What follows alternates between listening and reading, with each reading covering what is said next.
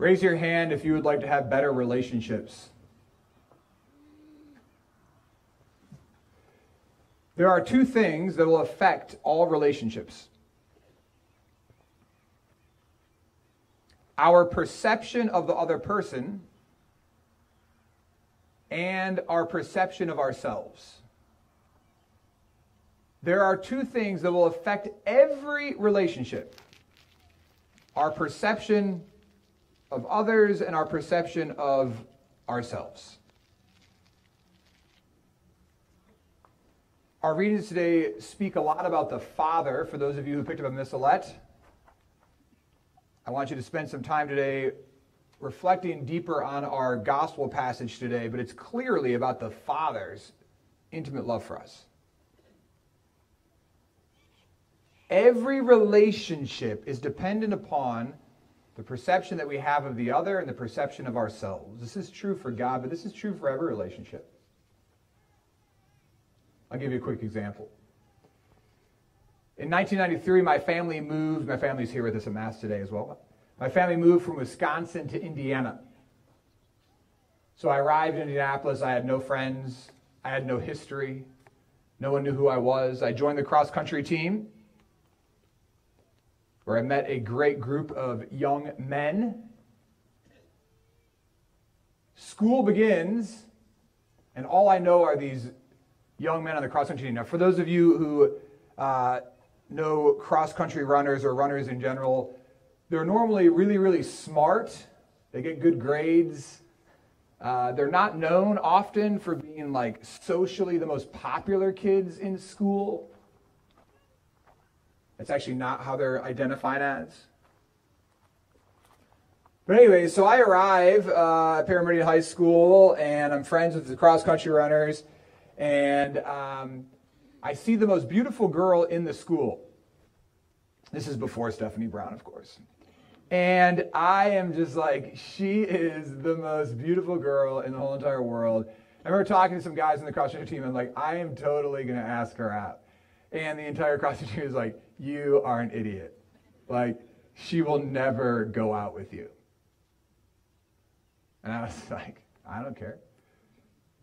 Now, I saw this beautiful girl, and because of where I was in my life at that point, like, I had a whole bunch of ideas that I transposed onto her. She was beautiful. She was a cheerleader. All of my other experiences, beginning with my first girlfriend that I had when I was in preschool, I was throwing all of this baggage, all these previous relationships, all these previous experiences, all these TV shows and movies that I watched, and all of that is being put on this one girl.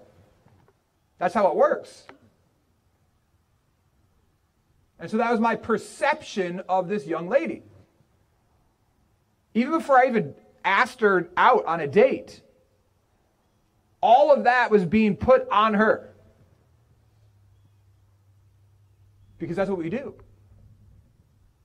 We take our experiences, our knowledge, and that's our perception of the other. And that will dramatically affect every relationship you have. Whether it be with your boss, whether it be with your coworker, whether it be with your husband or your wife or your next door neighbor. And in fact, isn't that the problem that we're dealing with right now in our society, in our world?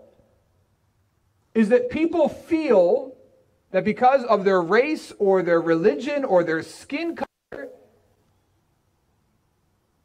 that people are taking all their previous experiences and they're transposing all of them on them, and they can't truly be who they are because they're being judged. And we are saying there's something wrong with that. And there is. Our perception of other people will affect every relationship we ever have. But also our perception of ourselves. Now, I did ask this young lady on a date. She totally turned me down. Little did I know that she had a college boyfriend. I mean, whatever. But why did I ask her out? Well, because I clearly had a perception of myself. What was the perception that I had of myself? Well, that the most popular girl at the school was totally going to date me. That was the perception that I had of myself. That's what I believed about myself. Every relationship you have will thrive or will fail on the perception that you have of yourself and of the other person. And in fact, many of you will never enter into relationships with other people because of the perception that you have of yourself. Some of you won't enter into a relationship with particular people because of the perception that you have of them. And your perception could be totally and absolutely wrong. Just like the perception that you have of yourself might be really, really wrong.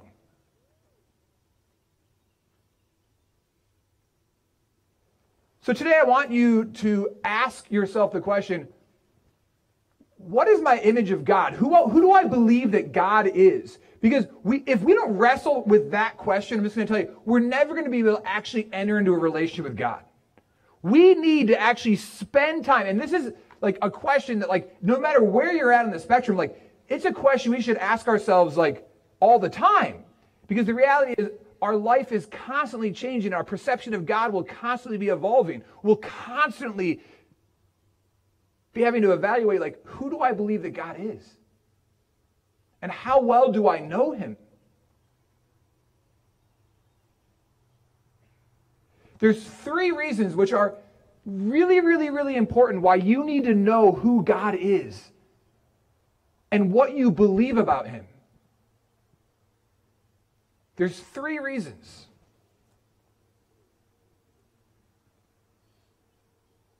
The first is this. Your image of God will ultimately determine what you believe about yourself. You see, what you were taught in CCD class or in Catholic school or from your mom or from your dad or from your grandma, or what you've learned about God through TV shows or podcasts or homilies or from your priest, all of that will ultimately affect, number 1, how you perceive yourself. Because every single one of us is made in the image and the likeness of God.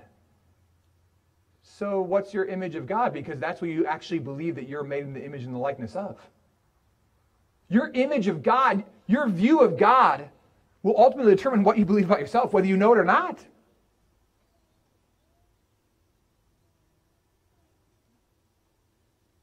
And who you believe God is so much affected by how you were taught about God, in your experiences of God.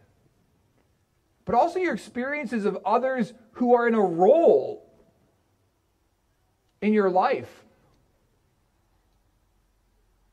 of authority, of fatherhood. Every priest that you've ever met will ultimately affect your image of God. Every coach you've ever had will affect your image of God. Your father, your grandfather will affect your perception of God. Whether he is gentle and understanding, whether he is compassionate, whether he's intimate or whether he's distant, whether he's harsh or whether he's merciful, whether he was engaged or whether he was too busy. And that will ultimately affect what you believe about who you are. Your image of God will boldly determine what you believe about yourself. Your image of God will also ultimately determine also what you believe about others. What we believe about God will affect what we believe about others. Whether others are worth living for, whether others are worth dying for, whether others are worth investing in. And that'll all be determined by your image of God. And lastly, third, your image of God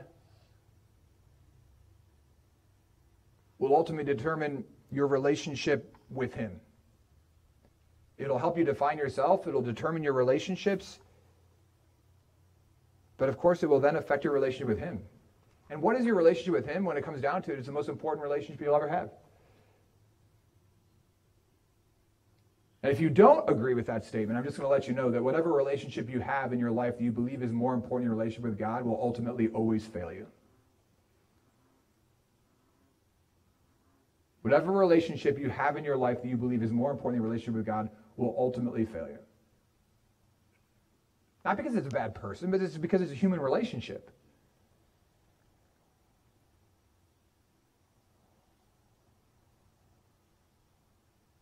So what is your image of God? Who is God? And what are the things you believe about him that aren't true?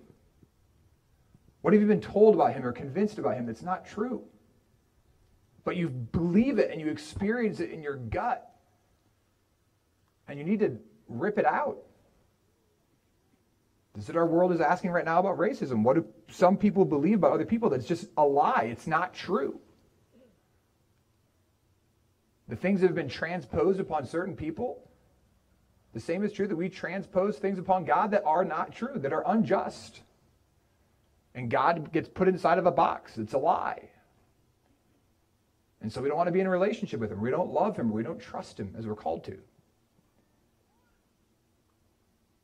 And then, who do you truly believe that you are? I can stand here today and tell you that you are a child of God, that you are a son of God, that you are a daughter of God, that you are worth dying for. Do you believe that? Do you know that in your inner depths? Is your belief of your dignity and your worth and your glory and your splendor, is that lived out? Is that shared?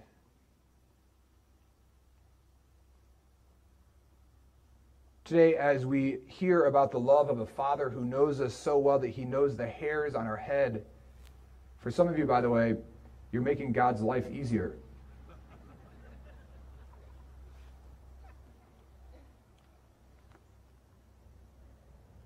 But he knows all of the ones that have fallen out as well. He knows you that intimately. How well do you know him? He knows you that well. How well do you know him? Today, may we wrestle with that question. May we allow it to transform us to be the saints that he's calling us to be. Amen.